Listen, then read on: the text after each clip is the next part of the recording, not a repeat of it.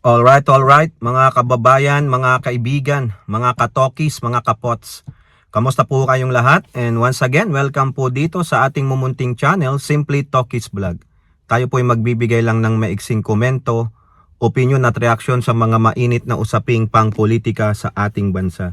Pag-usapan natin mga kababayan, ito pong si Senator Bato. Si Senator Bato po ngayon ay mainit na topic dahil ito po ay nowhere to be found. Wala pong impormasyon kung nasaan siya. Hindi rin po siya nagpapakita sa Senado. Busy po ang Senado sa pagbabudget deliberation, pero siya po ay hindi pumapasok. Hindi niya po nagagampanan ang kanyang trabaho bilang isang senador ng Pilipinas. Ngayon, meron pong mga kapwa senador niya ang merong payo sa kanya. Yung isa, tulad niya ring nagtago noon. Yung isa naman, merong pinayo sa mga katulad natin na nanawagan na dapat tanggalin ng senador si Bato dahil ito po ay kung nagnanakaw lang ng pera ng kambayan. Nagnanakaw. Bakit? Sumasahod ng walang ginagawa. At ang masakit, mga kababayan, hindi sila kabilang, itong mga legislators pala, whether sa Senado o sa Kongreso, sila po ay hindi kabilang sa no work, no pay policy. Tanging yung mga nagtatrabaho lang nakawani ng gobyerno na mababa ang pay grade, mababa ang kanilang mga pay grade, sila lang po ang kabilang sa mga no work, no pay policy. Ibig sabihin, kung hindi ka magtrabaho, wala kang vacation hours o yung paid time off, at hindi ka nagtrabaho, wala kang sasahurin sa particular araw na wala ka.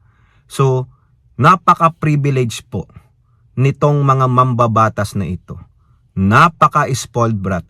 Pwede naman silang gumawa ng rules na yan, pero hindi po nila ginagawa dahil sila po ay mga entitled. Sila po ay mga brat. Nakalimutan nila sila po ay pasahurin ng taong bayan. So dapat bago ka pasahurin ng taong bayan, ikaw ay nagtatrabaho at dapat din gumawa kayo ng panuntunan dyan. Hindi kayo exempted. So ibig sabihin pati ba sa batas exempted kayo? Nakakahiya po. Ngayon mga kababayan, shout out muna lahat sa inyo and may God bless us all. So ituloy na natin to mga kababayan. Unahin natin yung isang senador na nagtago din noon. Oo, tumakas din siya kasi implicated siya sa isang double murder noon nung panahon ni Gloria Macapagal Arroyo. Nagtago siya sa labas ng bansa na mahigit 1 taon.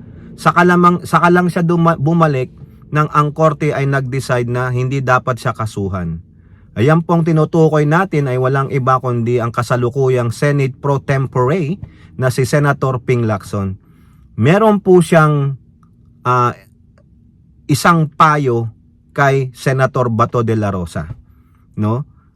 Ang huling kausap niya daw po kay Senator Bato de la Rosa ay noong yung hearing sa Blue Ribbon. Naka-group chat niya po si Bato at kinakamusta niya kung nasaan si Bato. Ang sagot lang ni Bato sa kanya, sir, kasi upperclassman niya si Ping Lacson at pareho po silang naging PNP chief. Ang sabi niya, sir, talunin na lang kita sa pagtatago mo. Kung baga si Ping Lacson, 1 taon o di 365 days yon na pagtatago. Saka siya bumalik ng Pilipinas nung nagdesisyon na ang korte na hindi siya dapat i-implicate sa kaso. So cleared siya. Si Bato, simula nung adjournment yan hindi na siya nagpakita. So tatalunin niya si Ping Lacson ng 365 days baka hanggang sa kung kailan mailabas ng ICC ang warrant niya. Ang problema kasi, at least si Ping Lacson noon walang warrant. Itong si Bato, lalabasan ito ng warrant ng ICC.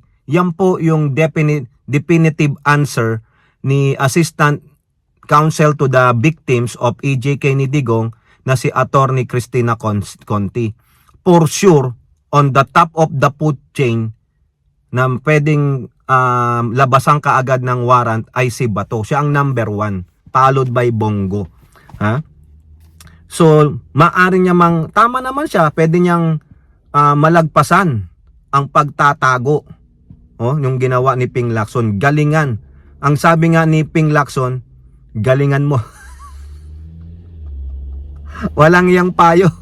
Pero joke lang daw po, sabi ni Ping Lacson. Galingan mong magtago. Pero ang sabi niya, trabaho naman po ng kapulisan, ng otoridad na hanapin ang former PNP chief at senador. So ibig sabihin, may pahiwatig na po si Bato na siya po ay hindi lalabas hanggat hindi siya nakiklear ng ICC o di kaya wala talagang warrant. Di po ba? O di kaya pagpasyahan ng Korte Suprema na bago ibato si Bato sa ICC, kailangan dumaan muna sa local courts. Ang tanong, lalabas ba siya pag sakaling pinadaan muna sa local courts yung kanyang extradition? Baka hindi na naman siya lalabas, baka sasabihin niya lang, I will be represented by my lawyer. Sige, patuloy pa rin siyang magtatago, mga kababayan. So sabi lang ni Ping Lacson, galingan mo. Pero joke lang po joke lang yon, sabi ni Ping Lacson, no? Galingan mo sa pagtatago. Pero si Bato talagang nagmanifest na kay Ping Lacson na sinabi niya, tatalunin ko na lang ang record mo sa pagtatago. Di ba? So ayun na po. Sinabi na ni, whether it is a joke or not, but there is an intention na magtago, na tumakas. So hindi natin makikita yan. Pero mga kababayan, ang sabi po ni former Senator Antonio Trillanes, eto na naman si Trillanes. No, baka si Trillanes kating-kati na ang kamay na dala-dala na ang posas kay Bato. Sabi po ni Trillanes, nandyan lang sa Davao si Bato. Hindi natin alam kung sa Davao City o sa buong region ng Davao. Diyan po ang baluarte ni Bato no? Baka nga napapaligiran niya ng kanyang mga alipores sa PNP chief at yung mga kamista niya sa PMA. Magaling magtago kasi former police at baka mga police din ang nagtatago sa kanya, yung mga loyal sa kanya. Okay, so yun po nagpahiwatig siya. Linawin lang natin, nagpahiwatig siya. Whether it's a joke or not, nagpahiwatig kay Senator Ping Lacson na at tatalunin ko na lang yung mga araw ng pagtatago mo. Ang joke naman ni Ping Lacson, galingan mo magtago. Tingnan natin kung mabibreak niya yung record ni Ping Lacson sa pagtatago. One year yung kay Ping Lacson ang tanong, paano kung nailabas ang warrant, bigla kang natunton, may nagkanulo, bigyan ka ng pabuya, bigyan ng reward si Bato. Baka may magkanulo dyan, mga kababayan. Now, punta naman tayo kay Tito Soto, si Senate President Tito Soto. Ito rin po ay tungkol kay Bato. Pero ang pasaring po, ang pasaring ni Tito Soto, not in defense of Bato, ay yung mga naysayer, itong mga tayo tulad natin na bumabatikas kay Bato, na dapat yan, pinupunta nyo na yan sa Ethics Committee, dapat bigyan nyo ng action yung pagiging AWOL ni Bato, wala man lang pasintabi, walang presensya, hindi niya ginagampanan ng trabaho niya, ninanakaw niya ang pera ng taong bayan. Yung pala, hindi sila sakop ng no work, no pay rules, no? Talagang libreng-libre. Pwede lang sabihin, ay teka lang sir magbakasyon lang ako. Ay teka lang sir, masakit po ang tumbong ko. Ay nirarayuma ako, magpagawa ng peking medical certificate. Di hayahay na. Di ba mga kababayan? Sa sahod ng may 300,000. Di pag nanakaw yan sa kaban ng bayan. Ano po ang sabi ni SP Soto sa mga katulad nating mga bumabatikos, no, na nais mapanagot si Bato sa kanyang pagiging awol? Absence without leave. Walang pasintabi. Sabi ni SP Soto, kung meron mang magpapile ng ethics complaint laban kay Bato sa Senado, ay tatalakayin po nila. Ba't hindi na lang kayo ang umaksyon? Di ba, ba't kinakailangan pang mga mamamayan? Kawawa na naman ng mamamayan. Trabaho na naman ng mamamayan. Pasa trabaho kayo eh. 'Di ba? Bakit hindi na lang kayo diyan, no, yung liderato mo? Political will po. Bakit nahihiya ka? Baka ikudita ka ng mga minority bloc o mga Duterte senator, tanggalin ka. Bakit ipapasa nyo na naman sa mamamayang Pilipino? Kami na nga ang kinawawa, kami pa rin ang gagawa ng ganyan. Pwede bang kayo naman ang umaksyon dyan? Ha? Natatakot ba kayo? Wala na nga kayong ginawang rules para sa no work, no pay ninyo. Dapat hindi pwede yan. Dapat government workers din kayo. Hindi kayo ay kings and queens. Exempted pala kayo. Ha? 'Di ba? Tapos pagdating ng election campaign period, nagmamakaawa kayo sa taong bayan. Yung pala, magiging hari train na lang kayo diyan. Magpapakasasa kayo, exempted kayo. Exempted kayo. What is your right para maging exempted kayo sa ganong rules? That is unfair. 'Di ba? Hindi ba kayo sakop ng civil service? Hindi kayo sakop. Ganon? Kaya hindi kayo kasama sa no work, no pay? Dapat alamin yan eh. No? Pati sa mga yung sa judiciary. Mga government workers kayo. Pinapasahod kayo ng taong bayan pero exempted pala kayo tapos hindi nyo kayang mapanagot yung inyong kabaro dahil natatakot ka, mabaka ikudita ka ng Duterte Black, no? O, ayaw mo makasakit ng kapwa mo, senador?